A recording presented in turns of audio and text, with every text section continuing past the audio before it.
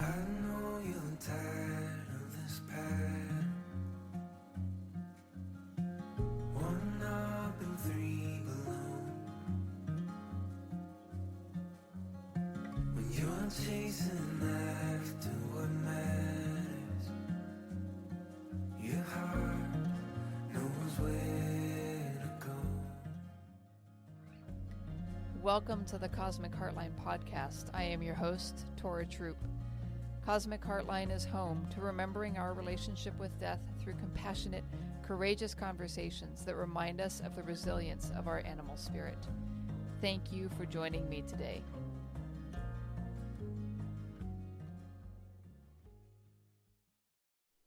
My guest on the pod today is Lori Halliday. She is the founder and executive director of Horse and Heart Ranch in Aptos, California. She is a friend. She and I connected almost a year ago, and I found a real soul friend in her, and I'm very grateful for it. She is an incredible person. She is a equine energetics expert, leadership coach. She does incredible work at Horse and Heart Ranch alongside her daughter, Ella Halliday. And I'm very grateful to Lori for joining me in this conversation. Enjoy. All right. Hello, Lori. I'm here with my friend, Lori Halliday. She is my first honored guest, first person to step in this space with me. I'm very grateful to you, Lori, for your trust and your presence and your willingness to step into a conversation about death and grief first thing in the morning for us. So thank you. Yeah, feels like that could be right on a Sunday morning, to be, dropping into the feelings and maybe the things we're not always attending to. Mm-hmm. Mm-hmm. Thank Yeah. you for having me. Yeah, of course. So to start us off, I'd love to hear from you. How do you show up in the world, and what is your relationship with death? Hmm. I like this question. How do you show up in the world? Because it feels like an invitation to see myself from the viewpoint of the world. And so it feels like a question around, like, what is my impact? Or yeah, almost gets me into like legacy questions about like what kind of legacy am I leaving. So yeah, I think how I might be perceived in the world is the kind of multidisciplinarian goddess who holds a lot of pieces, who has many hands. And I am a caregiver. The way that I'm approaching partnerships is through a lens of care and regard, and not theoretically. Like I literally, deeply, viscerally, whether I want to or not, care and feel the things. As a highly sensitive person, feel so much in the field. And both, Tori, you and I, living with horses, we have this I would maybe venture to say we're both actually probably internally introverted and live with horses. And so we kind of look and feel and start to act and sense and live in the world of the horse lens. And so I think, I think the world probably thinks I'm a little horsey, a little wild, sensitive, paying attention, keeping a beat on the whole, on the whole herd, on the whole group. And there's so much in the horse world, their communication, their lives, their movements, their perceptions, the field that they're in. And so I feel lucky to be taking a stand to really want to understand the horses through the horse lens. and to get to share, to get to make access and create accessibility for people to come in and be in the horse world through the horse lens Mhm. feels like a real honor and a real privilege and a real nod to the horse. So Yeah. I think that's what it might look like from out there, that how I'm worlding a lot about care. Yeah. Yeah. I love that. I love that. And then this other bomb question about my relationship with death. I've been thinking about it because I agreed to talk to you about it. I'm like, what is my relationship with death? And then I do have a question for you, a similar question. But Yeah. so as I was thinking about it, I started taking notes in this short story that I'm writing, and I listed 32 humans and dogs and horses who have died on and passed on my watch. And I was wondering, like, is that a big number or is that just a regular number?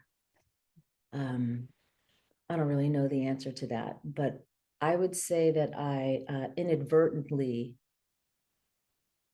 walked into experiencing so much death, and that I didn't have a clear conscious draw into this threshold of holding the space for this and holding the space in my own body for this. And clearly the outside world could look over and say, death doula. She's definitely a death doula. And kind of the same about entering the horse world at all. It wasn't a big drive and focus for me. However, I would beg that it probably was an intention, an underlying intention that maybe I didn't even fully acknowledge.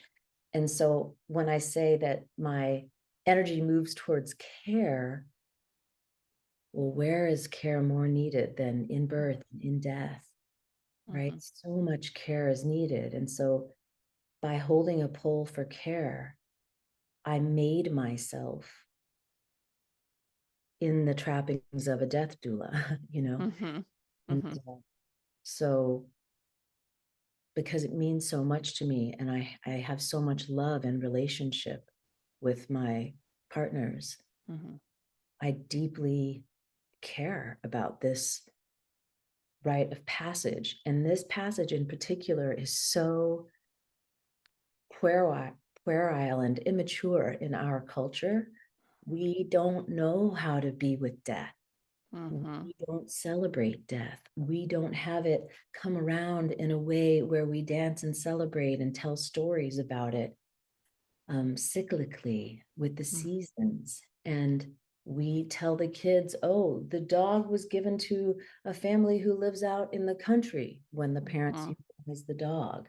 We told, babysit the children while we go to the wake. The children won't address the death. And so we stay so out of touch with it, and as have I in this culture. And I also remained so uninitiated into those practices. But I'll tell you what, life has initiated me into the practice of death. And my care has put me right in the threshold. And so I feel that I inadvertently walked into this position. You, however, I was wondering what kind of puts you in relationship with death in this way, like in your contemporary estimation. No, I love that. First of all, I love that you speak to care in this transition like that. That is absolutely one of my kind of grounding um, takeaways and grounding motivations. As to how I got here, similar to you, was not a conscious decision at the beginning. My mom actually has said she heard when we were younger. I mean, I've always been a profound animal, deeply connected to animal kid person. My parents saw that early on to their credit and like embraced it as best as they could.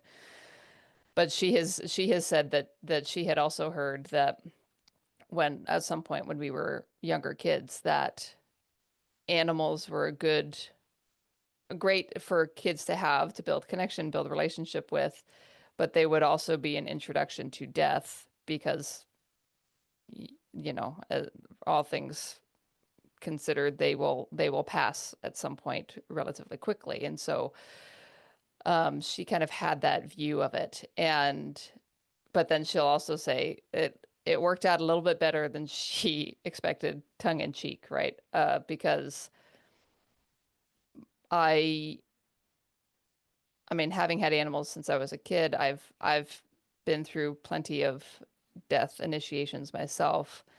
I had a beloved bunny that my family dog actually killed at one point, and you know, so there was that. But of course, deep love for the dog.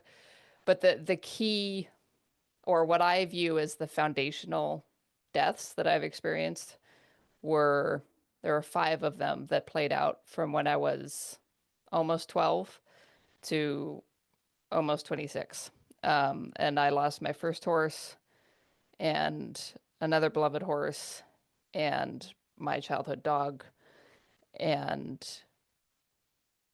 a third beloved horse and then my border collie Bay. And his loss was the most recent one. He died in 2016. But I view his death as the catalyst for me being here now and doing this work. His death opened up a world of connection to death that I had kind of, I guess you could say, been running from, right, in those earlier losses as a teenager and moving through in those times. And it was also the time period of my life that I was coming out and that I was figuring out who I was. And, you know, so there was a lot wrapped into those years. But it was through Bay's death that I connected with shamanism, and both, well, at that point for my own healing, but then that opened up the kind of connection to the shamanic wisdom that I carry myself. And then it opened up my view in building a relationship with death, since it is going to be a constant in my life, as I still have now 3 horses and 3 dogs and a cat, and you know, it is present. And it is, I have learned that there's incredible wisdom and magic to be found in those transitions as well. And so I felt the invitation to be a death doula several times over the years and was always like, that's too emotional. I don't want to. I don't want to. I don't want to. But over the last 2 years, between my own kind of development, self-development, self-healing, learning some more shamanic medicine in the Celtic tradition and connecting with that, and animal communication and all of these things, it just came forward very strongly. And I'm like, okay. And now I'm here, and it sounds, I know it can sound potentially ego inflating to some, but it is not that. It is just a matter of fact that it feels very much life purpose work. I mean, it is. I'm more passionate about it in different ways than almost anything that I've tried or done in my life. I can feel that. And who would want to do it? Like, who in our culture would bravely turn towards it? And so yeah, it's definitely not for the faint of heart. And there's so much mystery and straight up education about living, about the living, about the life, about who you're surrounded by that can really be seen in the death march. Absolutely. Absolutely. You're right. It's all those things. Yes. Yeah. Yes. I have said that to a few people recently, and that because I love talking about it too, right? And some people kind of look at me sideways like, okay, but Mhm. I love talking about it both because it needs to be talked about. I think we need to have these conversations, but also because it reminds me of what it is to be alive Yeah. and Yes. what a gift it is, right? And yeah, it nothing feels quite as connecting to me to life force as speaking of or being in these transition points with our animals. Yes. Yeah. Standing at the valve. We're Mm-hmm. standing at the big valve, and Mm-hmm. we see the life force on full technicolor, and then we see the life force down dim, Yes. and it makes it really fucking starkly clear. Yes. And we'll forget, we'll get amnesia, and we'll forget, Mm-hmm. and that's how we survive. That's Absolutely. how move through space. And I feel tickled and like hopeful at the idea that someone like you, a dear friend who I trust, who has an energy that I intuitively, naturally trust, could be someone who, in our tribe, in our world, tells open stories like that, an open space for stories like that, so that we become more initiated and more I almost want to use the word causal, but not causing death, but more alive in the stories of what we know and understand. And it is such an ultimate presencing agent. It is like the thing that can just take down the veils and create this veillessness, which can be really brutal and stark and raw, Mm-hmm. but also like the clearest your glasses have ever been. Right. So yeah, it does hold that paradox. Yes. Absolutely. Yeah. Absolutely. You mentioned there the storytelling. I would love to hear. I know you mentioned that you have both Yeah. Pearl and Maya on your heart and mind. So Yeah. I would love to hear their stories in whatever form you feel Yeah. they want to be shared. I was invited to write a chapter in a book with a group. And so it happened that at the time when that was happening, when the request was made, that I was really and am still in the sort of processing and haze of Maya's passing. Like many of our beloveds, even though we are aware consciously that we're all going to pass, old, young, whatever, already sick, attending to possible death, no idea, surprise. No matter what, I find that it is still such a shock to the system, Yes. and that it takes so much presencing to really reckon with death that I hold it at bay enough that it still shocks me Mm-hmm. every time. So I still kind of in the shock grief of it. And in the dream world of how this elder was going to live for 3 or 5 or whatever things I made up in my mind. So I was in the shock of it. And I wrote a short story about it. I'll share with you later. But this one paragraph is what came to me first. And it was before you and I had talked about having this conversation. Mm-hmm. But it's so contemporary. So yeah, I'd love to just read this piece right here. Yes. Okay. Maya's beautiful, huge, majestic bay frame took one last deep bow and surrendered to gravity, time, and dharma. The exquisite intrinsic complex myriad of systems releasing, relenting, and sputtering to a halt in time and space, to stillness. Time stood still. In this very moment of her expiring body, I could hear the clanking keys of the death doula. One key opens the door to unrequited love and the desire for contact. One key opens the door to the initiate to enter the sacred ceremony. One key opens the door to present, active listening that waits, bends, and yields to full consent. One key opens the door crammed full of questions, doubts, negotiations, blame, shame, and fault. One key opens a door of timelessness, wonder, mystery, and magic. Another key leads to an exit that waits for no one.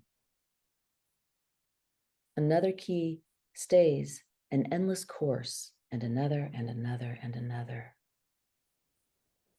Her body lay large, warm, and lifeless before us, as if to be running on another plane, mane blowing in the wind.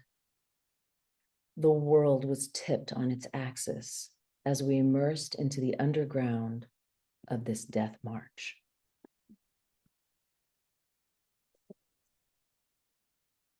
That's beautiful, Lori. Thank you. That's beautiful. Thank you for sharing that. Yeah, there was so much there in the moment at the time. I mean, there was so much leading up to it, and I write about it in the story. And we all have so much leading up until the time when we will pass from these bodies, these animal bodies. And it is such a reckoning. My whole system had to really like just stay paused and so present to her and her story and her wishes and desires as I could perceive them. The ability for her human, her primary human, and other humans to understand or not understand or partly understand her mission, her desires. It was really present for me how, especially for me, like, boom, it really hit me hard. So much clarity came to me right as she died. And I'll just say this one physical aspect, and I'll let you sit with what that means for you. But there was this sort of twist, an unusual, well, it's not that unusual. There was a specific aspect that many horses have, having relationships with humans, which is don't touch me. And so she's this beautiful, lovely, strong, thoroughbred mare, smart, agile, light. And due to several relational changes, did not want to be touched by humans. That was kind of her only one request. Besides like, please feed me and, the basics. Sure. Yep. So it was like, just don't touch me. And so I had to admit that the more than 10 years she was with me, I thought about touching her. I didn't obsess about it. And the truth is I didn't really ever touch her. That's the truth. The result is, regardless of my monkey mind, I didn't actually disrespect the request and touch her. If she had an eye laceration or a, quitter shooting out of the back of her hocks or all the crazy stuff that happened to this horse that she processed through her body, I would touch her and she would let me in all the way. Elbows up to the anus, like whatever. She would let me do all the things if there was an injury and a problem. But otherwise, she didn't want to have that intimate relational touch that I, human, was seeking. And so, because I love her and I live with her, I didn't feel like it was my bubble to pop or my glass wall to shatter. So, but many people did. Mm. Many people wanted to help her and to heal her by touching her. Mm. And yeah, one of the women is a really beautiful, wonderful friend who had been doing body work with Maya, the Masterson method, from a distance and working on distance connection, which was working in a freaky way. Like her legs got unstocked for the first time since I've known her. For the first time in 12 years, her legs became unstocked. Wow. And so it was touching her. The touch that she did without touching her was touching her. Mm-hmm. And she was there when Maya died, and she was sitting down and we were braiding Maya's hair, and she said, "Oh, finally I can touch Maya."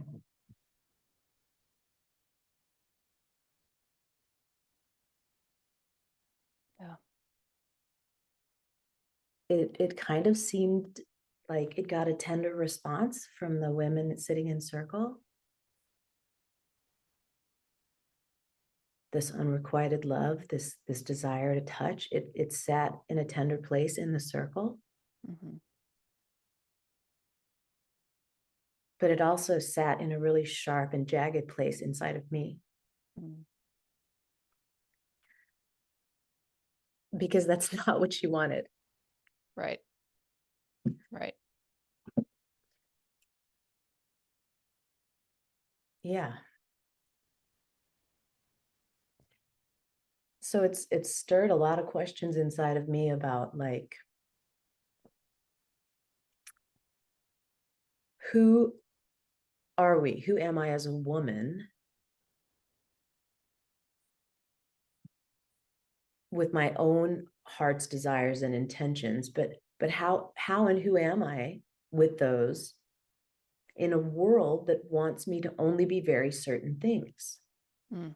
Like, horses are supposed to be touchable. Mm-hmm. We're supposed to be able to get all of our touch out on horses, all of our desire to be touched and to touch. We're supposed to be able to get all that out on horses. And if you can't touch them or you can't ride them, like, what are you doing with them? You know, that's kind of Right. how culture feels about it. So, yeah, I started to really sit with, like, well, worthiness of, are we worthy just as we are? Mm. And even if that is fucked up and shaped crooked and injured and broken, is my request through my bent shaped broken self, is that okay? Like, can that Mm. be okay in the field and with my people? Mm-hmm. And how fucking exhausting it must be to have a clear request inside and to just bump up against people with it all the time, Always. every day. Yes. Somebody's going to say something. Somebody's going to do something. Somebody's going to walk over and try to touch me. Somebody's going to look at me like, I wonder if she's been touched yet. Mm-hmm. Right? Mm-hmm. It's just, it has brought so much inquiry Mm. for me, this passing of this beloved. And it feels like shadow and worlds of unexamined parts for me. Mm. And I don't doubt that it's for our culture and for us as women. For me as a brown bodied person, where in my lineage so much has been extracted from the people, it's very extractionist what happens, and how I relate to that with horses, how we're just trying to get things out of them all the time and extract Yes. from them. And this feels like another one. Mm. And it's so beautiful and beloved touch. It is the Mm. healing thing.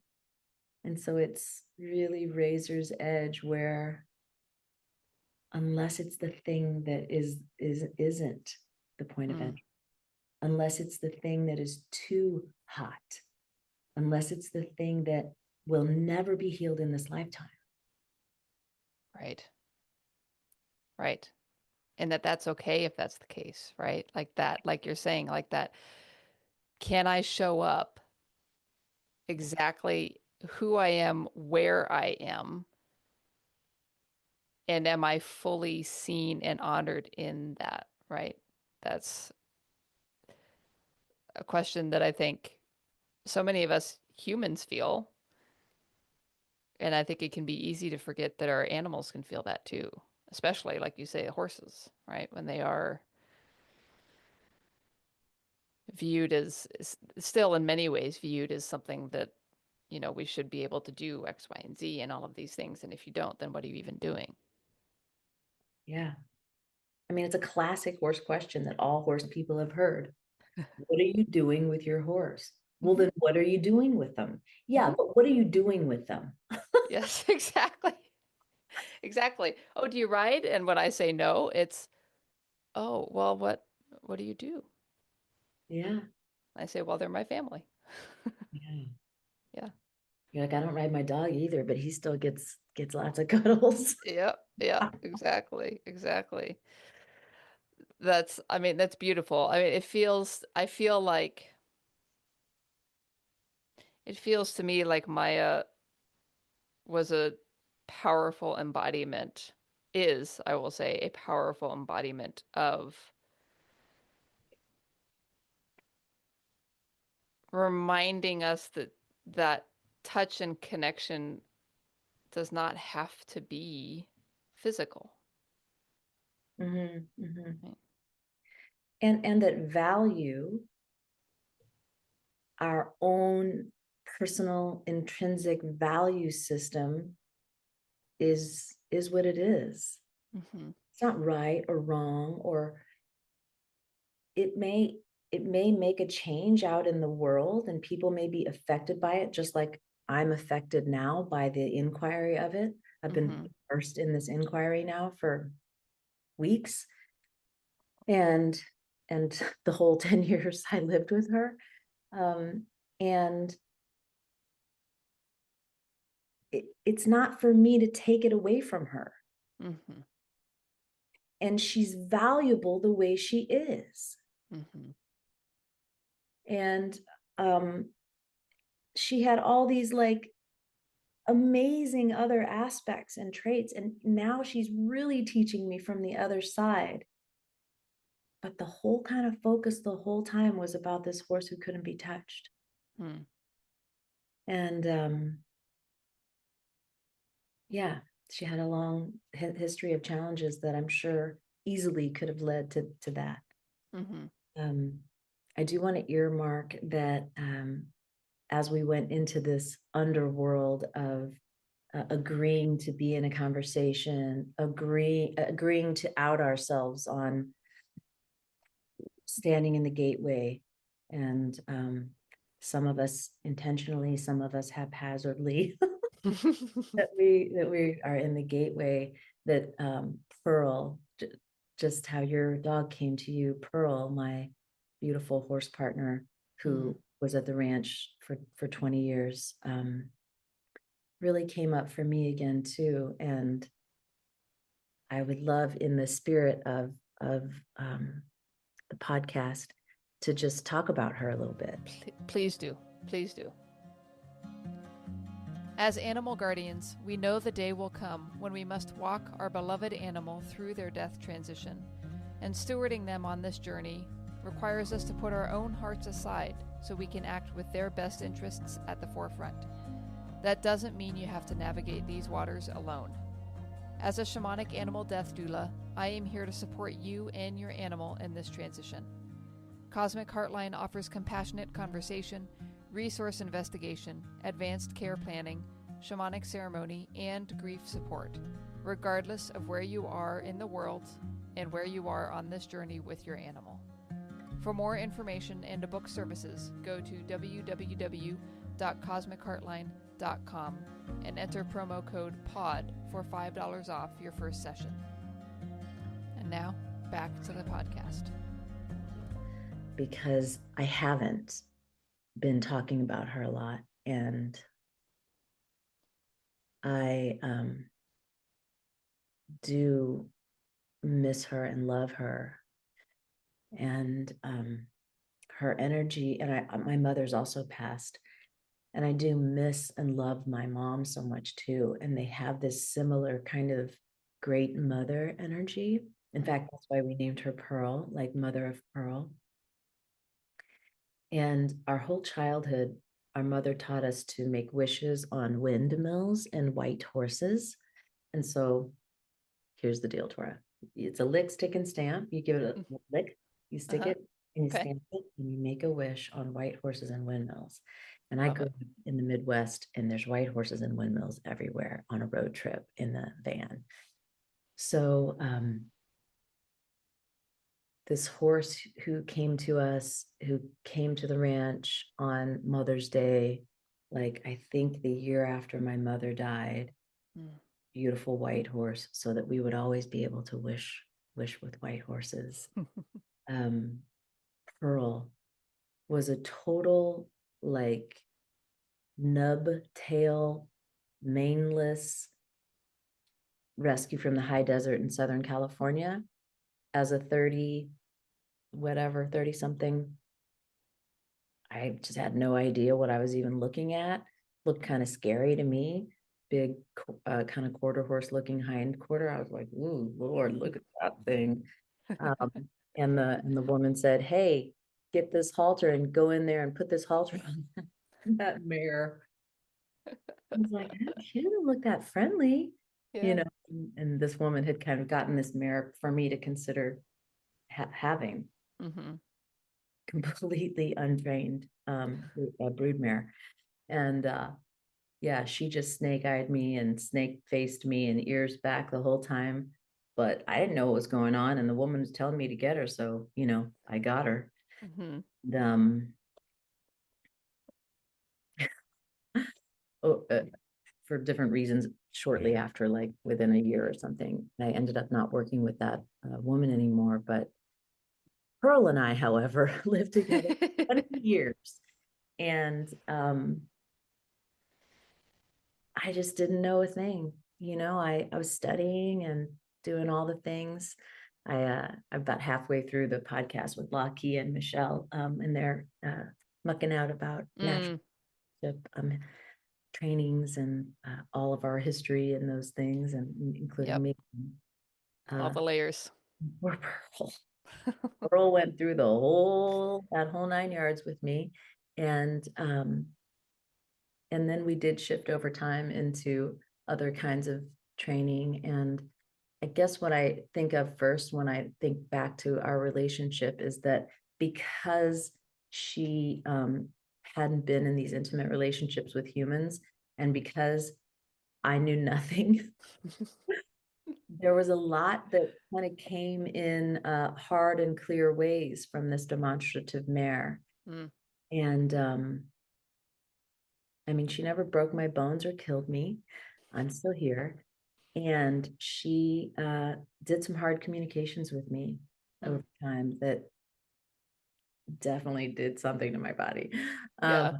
And that were strong enough for me to clearly remember. And that's kind of what was popping into my head when I was thinking of her, is that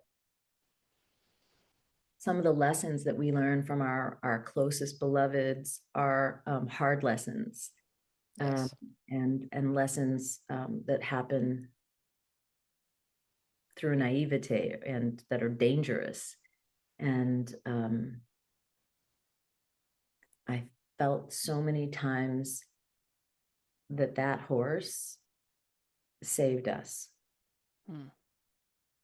And so her clarity and her certainty about herself, which we call marish, Mm. um, made her very decisive Yes. And and clear, it sounds like, on her very boundaries. clear, just Yeah. crystal clear.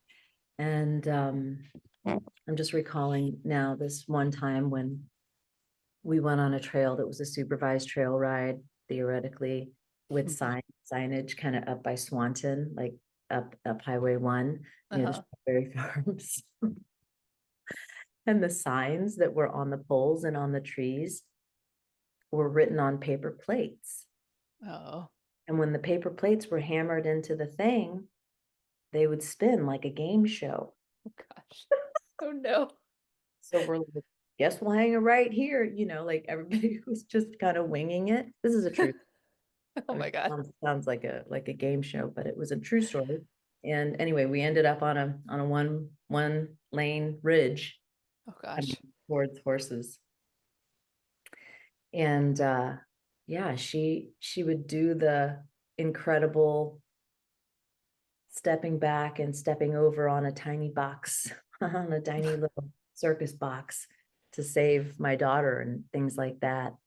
I think on the same ride in that situation, the footing fell away and she dropped off the side of the cliff with my daughter Oh on my her, gosh. and me trying to track what was happening and be in a line of horses.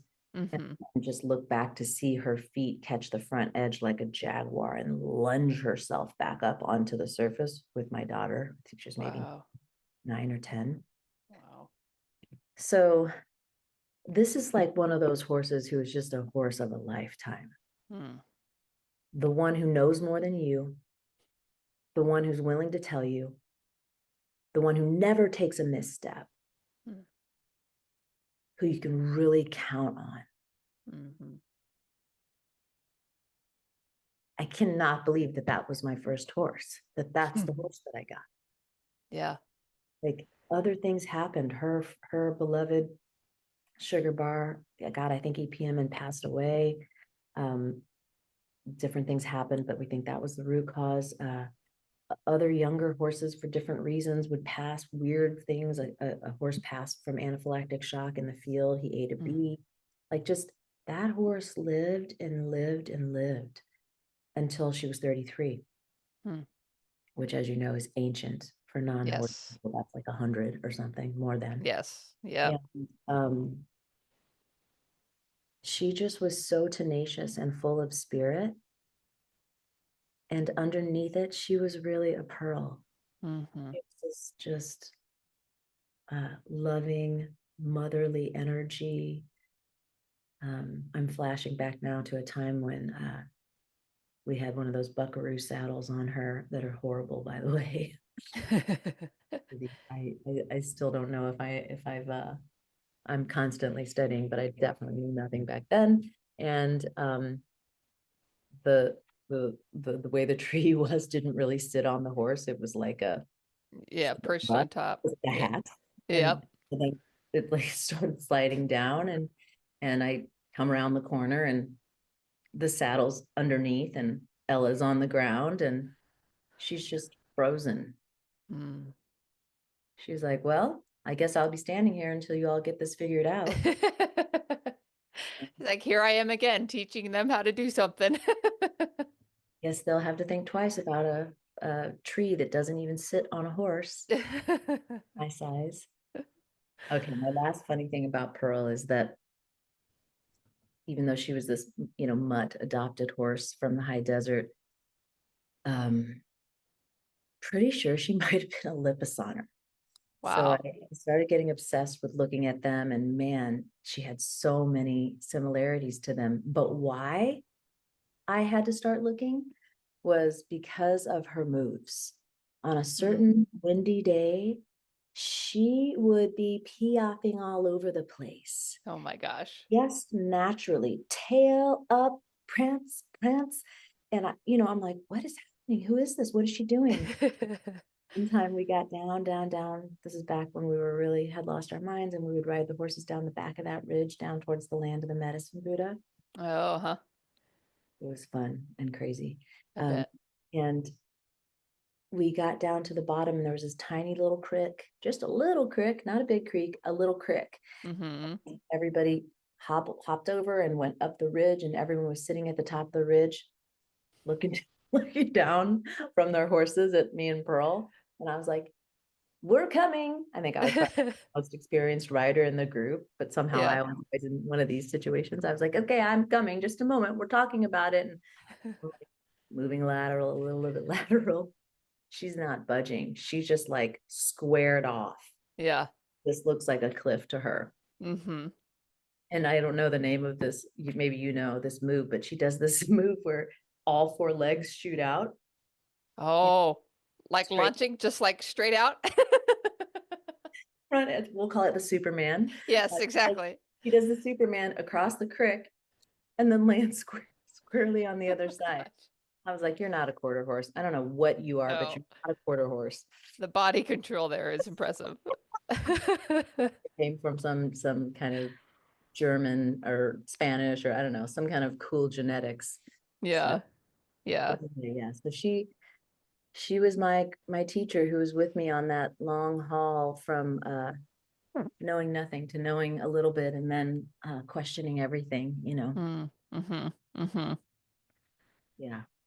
She sounds amazing. She sounds a lot like my mare Harley, who I had, and she was an Arabian, similar in that very, very clear of boundary, knew a lot, and would help me learn it, but she was very rigid isn't the right word. She was very clear And in strong or stern. yes, exactly. And like this is like if I was trying to learn something on how to do how to she was trained hunter pleasure and dressage, so that's what I was writing with her and it was very clear like she would not give it until I asked for it just right. Mm. And Mm. always big in her body and challenging in her body, but never once hurt me or made me feel like I was at risk of being injured. You know, it was a very interesting but deep sense of trust between being held accountable is really what it was, like being held accountable for how I was showing up and how I was going to interact with her and knowing that I was still safe regardless. Yes. Yeah, That is a very similar vibe right there because that holding you accountable is actually also care. absolutely. And then that keeping you safe is also care. Absolutely. So those are these kinds of beautiful kinds of care that can be done with so much honesty and clarity that they can be received. Mm-hmm. You know, some kinds of people, human partners who want to like control or show you where you're not on point or offer the same thing we're kind of talking about can do it in a way that actually subjugates or subordinates or shuts off your frontal cortex and you no longer Right. functioning, you're now in panic. Mm-hmm. So it is some kind of Jedi fine line that these beloveds walk where they kind of insist that we actively listen. Mm-hmm. Like, you better pay attention, little sister. Like, Right. you actively listen. And that demands respect. Yes. Yes. And then when it's backed up with care, it feels really fair. Absolutely. Very Yeah. fair and very empowering too in its own way, right? Like once you reach that point or have that mini breakthrough or whatever it is, there's a sense of that there that's like, oh, okay, like this is empowering me to show up more authentically even, right? Mhm. In many ways. I'd love to dive in a little bit more on this theme of care Yeah. because it's so present in how you interact with your horses in your world. It's how I interact with my horses, my animals, all throughout. And as we mentioned earlier, it is so important when it comes time for that death transition too, right? Whether it's sudden or not, whether it's planned or not, expected, anything, it all needs to come back to care, right? So I'd love to touch on that or think of even, I mean, I'm thinking even of as we were just talking of like listen like these two mayors that really held both of us to listen to me here, right? How was that, or did you feel that that was also present as it was approaching her time? And I don't know the circumstances around that transition for her, and you don't need to share whatever you're comfortable with, but could you feel that same sort of holding you accountable for that care as that transition was playing out? Gosh, these are such good questions. So much is rolling through my mind now. The first thing that came up is that the first thing I thought immediately was like, I started opening the gates. So earlier, during the year before they passed, or years before they passed, I could recognize them in their elderhood Mm-hmm. and would let them do whatever the hell they wanted. Open the gate, and you've been over to the ranch, they could snoop around over by the barn and go see Mm-hmm. folks, and go down the driveway and snoop around, see those folks. And um, it wasn't always even fenced the way it is now. It used to be even more open, but basically let them have their way, like really try to let them wander. And it's the same with even the first horses who came to the ranch. They came as already elders who had been locked in stalls for the last 12 years of their life. Mm. And they had grown those large grapefruit size tissue masses around their coffin bones and basically their ankles. Mm-hmm. Have you ever seen this? When there's this big thing around there? I And have, yeah. yeah, Yeah. both horses had it on all four legs. And so we immediately, they came up to be boarded at our house, which we weren't really doing, but I don't even know how they found us, but we set them free immediately. And so that last year or two of their lives, they just were free. And so I mean, I want that for all horses all the time, the healthy Yes. ones, everyone. Like when I was in the show world with my daughter, I would definitely get into an area where all the horses were banging the gates, all the horses were cribbing, they had cribbing collars, and it was like, open the gates, open the gates. It was quite palpable in those places. And so I think I have the open the gates feeling all the time. But in particular with the elders, I can feel how wrong it is, and how there has to be another choice, and how I have to like yield more space, and maybe bug my husband by doing it or whatever. I have to just focus on yielding more space. Hmm. So that's the first thing that came into mind, was open the gates. Like they have to have their time and their space. And then the other thing was close the gates, because now they're fragile. Yes. Right. So it was a combination of open the gates and close the gates with them, so that they would have freedom in the daytime and safety in the evening, or freedom and then safety while eating. And so tending and caring more to all the spaces around them, so that they feel more at choice and more free as best I can. Mm-hmm. And then, like with Maya, she kind of was having changes neurologically that I would liken to sundowners, Mm. like a kind of dementia that comes in the nighttime, like when the sun's setting down. Mm-hmm. And we couldn't make any subtle changes. Her object impermanence was like creating sky high anxiety if we would change anything, especially near the bewitching hour, which maybe Mm. all horses have, but it was quite excited in her, this fear.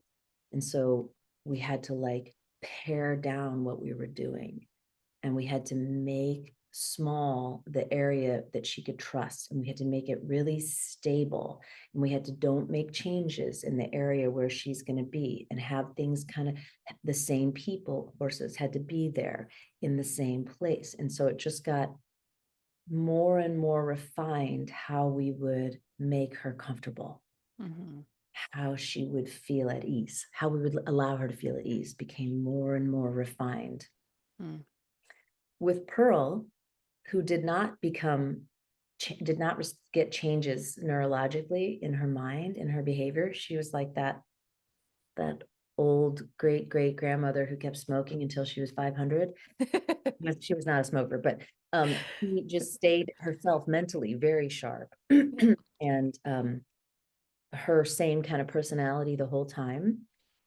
And so we could just really let her really wander and have more freedom the last few years. And then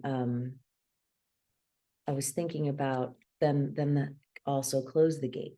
We have to go close the gate into care. And because she got pigeon fever, I mean, we've been there for 25 years. We never had pigeon fever, not Wow. once. And it was everywhere. Yeah. We've had huge herds. We've had mixed herds during the fires, like crazy stuff. Somehow that never happened. Then it happened to Pearl, of all people, the most dignified, kindest lady, poor Pearl. And so we had to close the gates. We had to make all these safe house containers that where we could have hazmat, you know, and making a clean room every day. And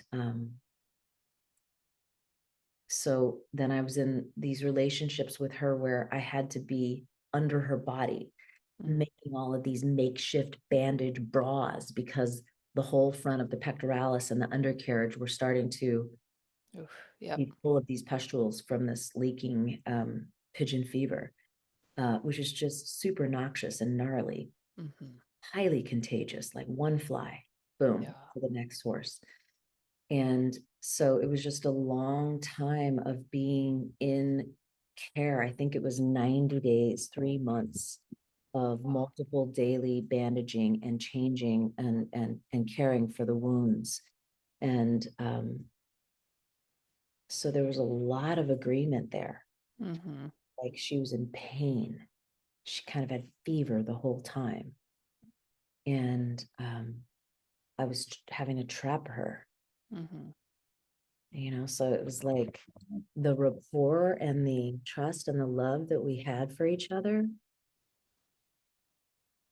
even though we were so exhausted and our threads were so bare, something about all of that work and all of that time made those strings still like golden threads. You know, they still had tension and tenor. They still meant something, you know, and we could still just be present for each other. And all I could really do by the end was just spend all my time with her, you know, Presence.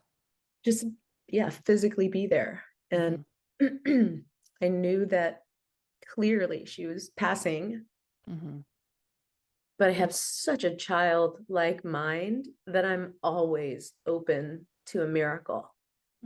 And that I've seen with pretty much every animal and human I've ever been with, the capacity to have another good year, another good month. And it's always shocking when that happens and they come around again. And so I'm kind of always open to that, which is why I think even when it's clear, I'm still surprised because some part of me knows that I just don't know. Right. I know trust that I don't know deeply. Yes. And so I'm always a little bit open to a miracle. Yeah. Yeah. I love that. I love the analogy that you used. And in your case, even the literal example of open the gates and close the gates. It makes me think of something that I've been thinking of a lot when it comes to these death transitions and junctures, particularly, well, at any in any form, right? But I think there's been a growing awareness in me of, as I'm stepping into this and working with this more and more, of the end of life can often kind of shrink down in that way, right? Whether it's a physical requirement, whether it's the mental requirement, whether the body just can't keep up as like it used to. In any of those ways, as you like, there are moments of opening the gate, right? And then there are moments when we have to close the gates kind of more and more and more sometimes. And viewing death and seeing that death transition as the final permanent opening of the gates, right? As that final release from when that, whether it's the physical body or the mental body or all of it combined, whatever the circumstances are, right? There comes a point when it is too small and that spirit needs to be free. And opening those gates is how I view that death transition, right? And that final release for them Yeah. is to be able to expand. Yeah, you're hitting it. And Yeah. this is the hard point too, Tora. So I just want to say a couple things about this point that you're touching now, which is doing the compassionate care act. Mm. Having to choose the compassionate care act. Mm-hmm. I'm going to take it out of the realm of animals for a minute, because probably mostly horse people listening and nobody likes to hear this. So I'm going to talk about humans for a minute. Yeah. I was in this position with my mother when she had an aneurysm, had a stroke, and then a heart attack, and then was on life support with like very little chance of living. I mean, like under 5%. Mm-hmm. And I'm the middle kid, but somehow I end up having to make all the hard choices. People trust me to make the hard choices. And so I was a part of this decision to stop the life support with my mom. Mm-hmm. So this is a decision we will be faced with sometimes in life. And in a 3-dog life, at least, you could have more than that really, but in a 3-dog life, you're going to have to look at this at some point. Mm-hmm. It's not exactly true that it's going to happen clearly for you or naturally or out of your hands. And so Right. often we're going to be at this threshold if we decide to live with humans, dogs, cats, horses, birds, geckos. Mm-hmm. We decide to live with others, we will encounter this, and we may have to be a part of this issuance and this choice and this opening of a gate to the next piece, the closing of the gate to this piece and opening to the next piece. And so I do want to say this. I don't want this podcast to go on without us. I mean, for us to end without me saying this piece, which is this must be examined by people. There is a tendency to, in the medical community, Western medical, I can't think of the verbiage, but it basically, the doctors have to use any and all care measures to keep you alive. And that is a medical ethical code. It is not always ethical on other levels. Even though it is a part of a Western medical ethical code, it may not be ethical to me. It may not be viewed as a value to the horse, dog, cat, human, gecko, whoever. And so the questions around death and dying and the timing of it have to be known and assessed by you. Mm-hmm. We have to become familiar with quality of life. We have to become familiar with the discernment about the timing, the quality of life, the threshold. And I don't really wish this upon anyone, but I think we'll all have to look at this, is the truth. Yes. And maybe you won't have to look at it 32 times like me at this age, but you're going to look at it. And so what I've learned by looking at it so many times is there are very clear delineating factors around quality of life. Mm-hmm. And one of the questions I ask has to do with dignity. Yes. Does this creature still have their dignity? Yes. And while I was open to Pearl miraculously healing, the ending of her life could not have been more undignified, frankly. Mm-hmm. It was devastating. And total transparency, I could have participated in assisting her to be euthanized earlier when I look on it now. So I learned from that death and from every death more clarity about where the threshold is, where the dignity is too diminished. And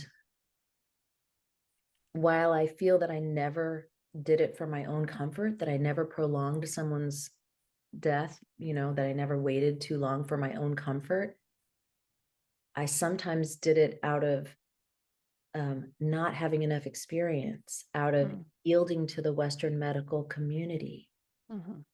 Oh, you want to take my dog who had a stroke and take him back into the veterinary care? You want to take more images of them after the stroke? You want to keep them in there and give them IVs and XYZ and ABC and blah, blah, blah, blah, blah after the stroke? I allowed all that just because I didn't know.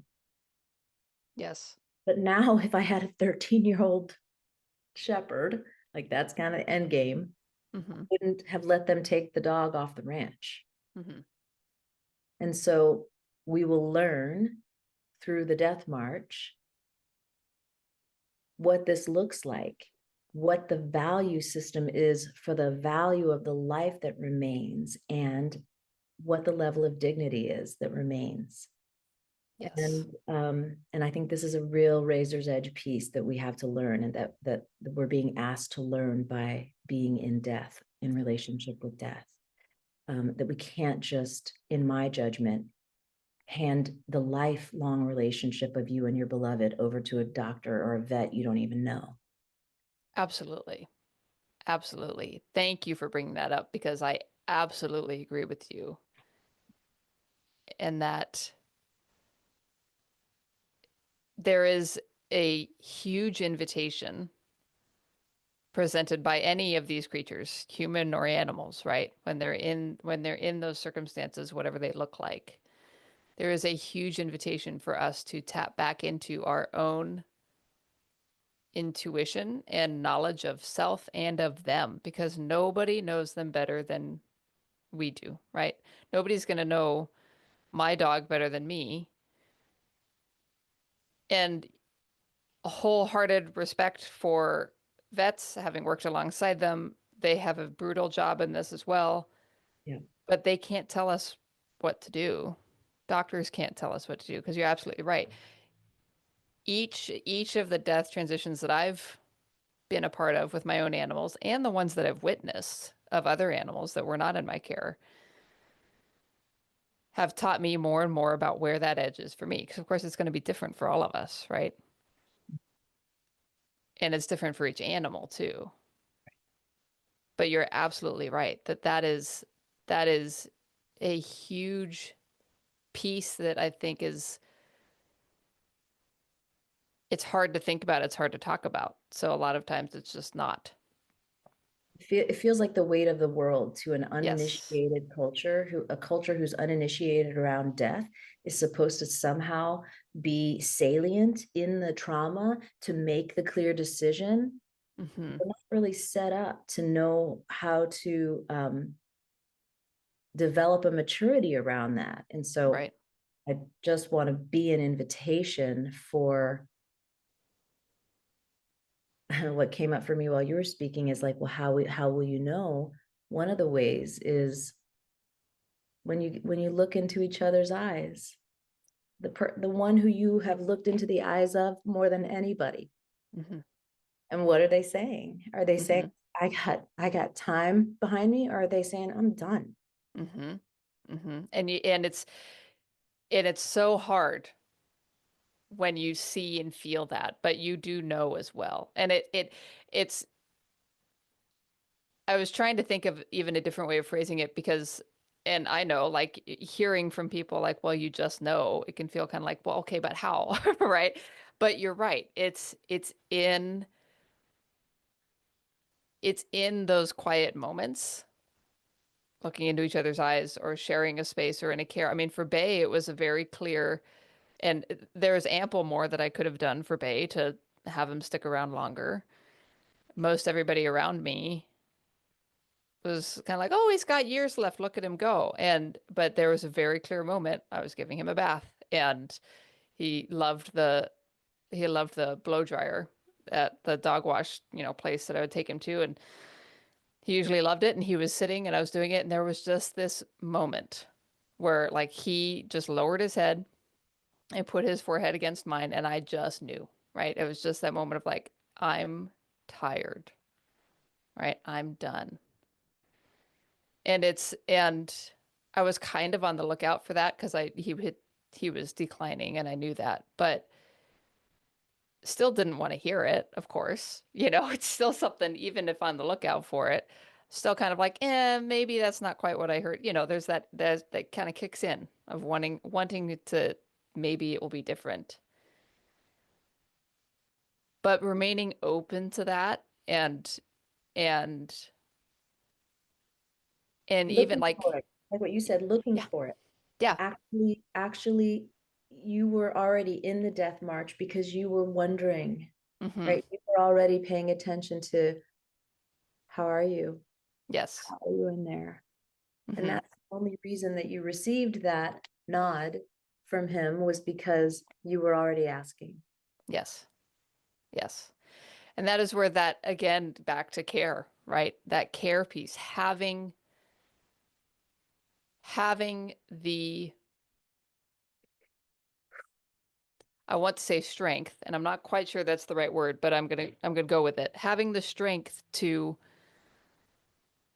continue to put the animal or the other being first, right? Which we strive for in their lives.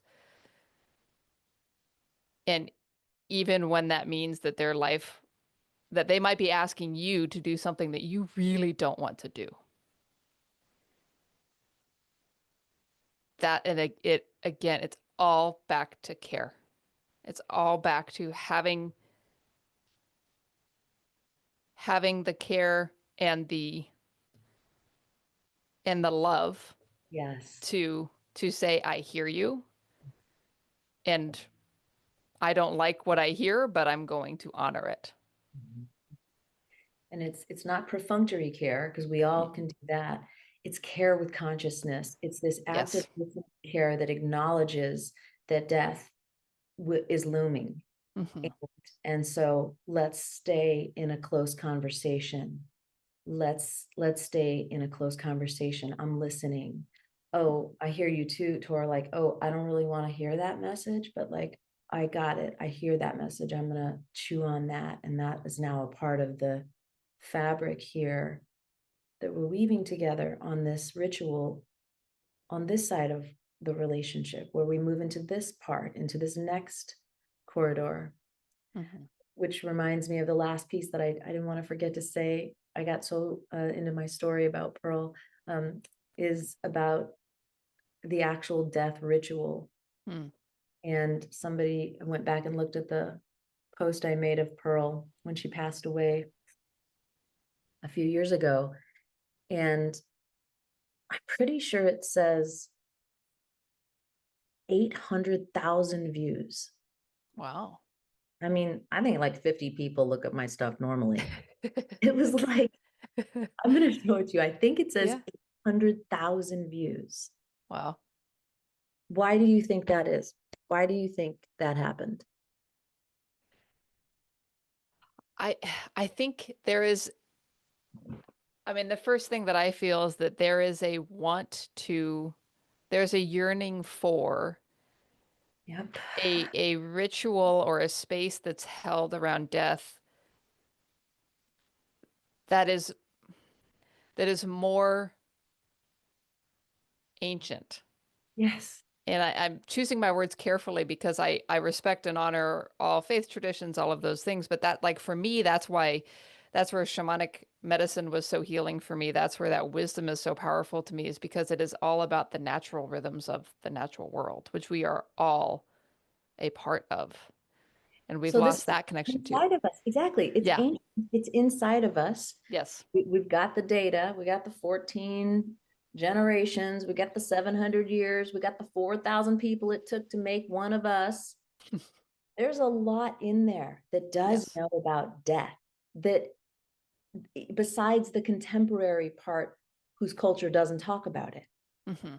And so 800,000 people, most of them don't have horses. I don't Mm-hmm. know who those people are. But anyway, on Instagram, Mm-hmm. had to go in and touch that because something inside of us is ancient. Something inside of us does know.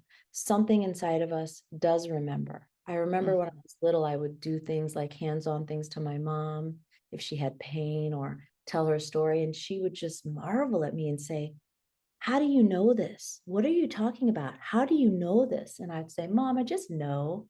Mm-hmm. And now, as a grandmother, I I think about how much we know, how much we really just know inside of ourselves.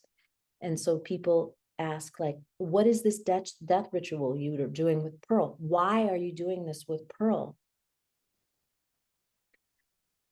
It's just inside of me. Yep. And when my mother passed away, I also braided her hair Mm-hmm. and took lockets of her hair and shared it with my siblings. And I'm that woman who has, like, her socks and then a whole bunch of hair in her drawer, like a whole bunch of braids, human, Uh-huh. all horses, like a weird amount of braids. And it's in me to stop. Mm-hmm. It's in me to slow down. It is in me to be bereaved and grief stricken. I care so much. It is in me to honor and see the beauty and make ritual. It's in me to contact all of the beloveds way ahead of time. So Mm-hmm. they're tracking and watching with me. So everyone has their eye on the elder. Mm-hmm. And so this is what we can do. We can pay attention together. We can all pay attention. We can be in community and alert each other when we're paying attention, watching for signs, wanting dignity, looking for quality and value of life, wondering about it together. And Mm-hmm. then we can make the call, light up the network, and the close in people can come if they can. It's a busy life, it's a high paced time. Some people will come, the doctor will come, and then we can all be there in the, can I look at the horse while they fall to the ground, or do I need to turn away now? Mm-hmm. Make choices around how we're going to be in the death march. Mm-hmm. And then we can be present with the passing Yes. as best we can. Maybe you're able to follow the breath. Maybe you can't see, whatever, wherever you are. It's all beautiful. It's all perfect. It's all meant to be there in this Yes. layered, multi-generational, ancient Mm. experience. And then just as we do with humans and other beloveds, there's a way to make ceremony and make sacred.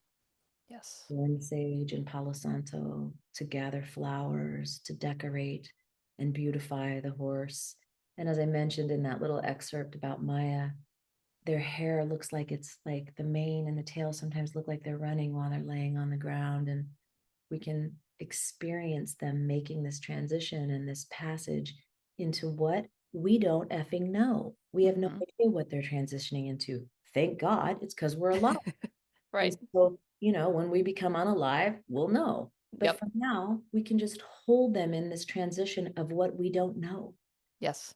with beauty and sacredness. And then in this time, there can be sadness, there can be laughter, there can be awkwardness, there can be storytelling. There's always storytelling. Oh my God, I remember when she blah, blah, blah, blah, blah. Mm-hmm. I wanted to touch her, but I never could touch her. Oh, well, I walked up to her directly before I found out no one could touch her, and I touched her all the stories. All the stories come out.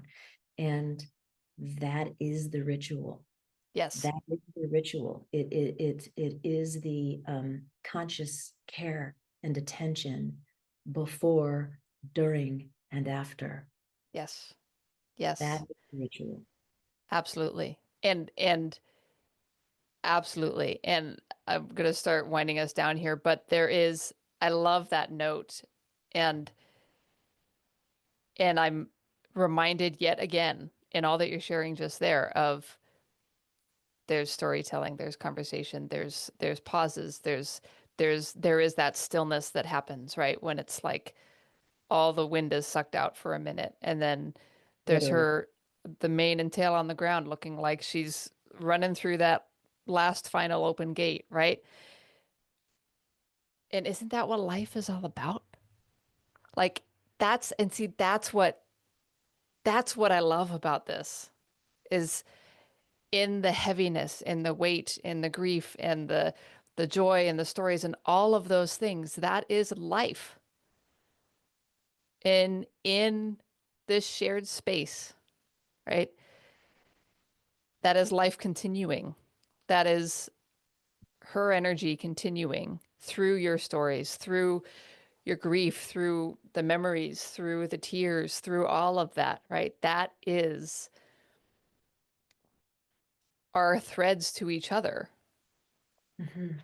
Yeah, we become an initiate. It is our Mm-hmm. initiation into more deeply understanding life force energy.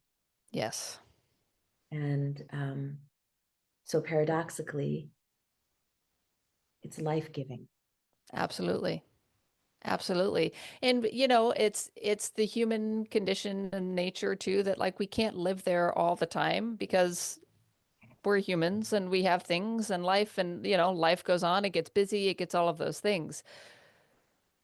But it's still, in my experience and in my belief, like it's still, it weaves into yourself, right? And it will color the rest of your days, and each one will add different threads or colors or aspects to that. And each time you're back in that window and in that time and in that moment, you'll be once again brought back to that technicolor focus on Right. this Yeah, lived experience. yeah. I'm having this parallel tangent that it somehow every time makes me more myself. That Mm-hmm. something about the initiation and the clarity of this repeated initiation has me want to be more authentically myself, more myself. Like, okay, dude, this is it. It's a one life. It's a one chance. And like, I just want to be more myself. I come out feeling more authentic. And so I want to say finally, thank you. Thank you for being more yourself, for how your initiations with this have elucidated for you your part in this, and that it's so frankly countercultural, and as I'm sure you feel, and how important it is, and what a gift it is. And what could I give myself more than becoming more authentically myself in this one lifetime? Yes. And if this challenging, beautiful thing is a part of that, that I feel like I didn't really try to do or agree to, um, then so be it. And so Yes. thank you for having the bravery to frankly be young in my experience. I feel that you're like a young woman who is walking in an old sacred cave, Mhm. and bringing light in so that we can remember. And it's really truly one of the most valuable things. And so I'm so grateful. Thank you for stepping into this authentic part of yourself that I really feel is brave and nuanced and needed. Mm. Needed.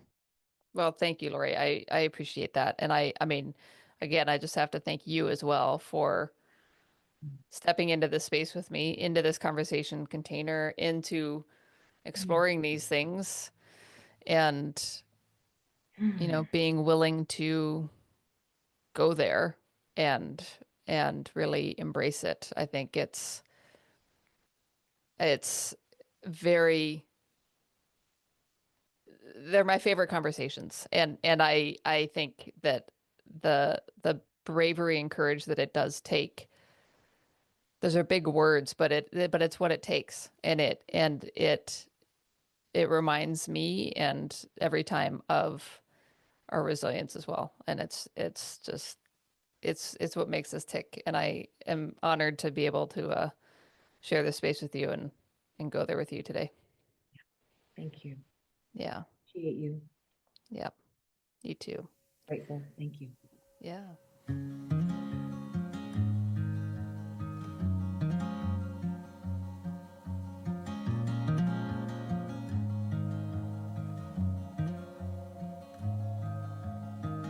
I'll put my light in a bottle,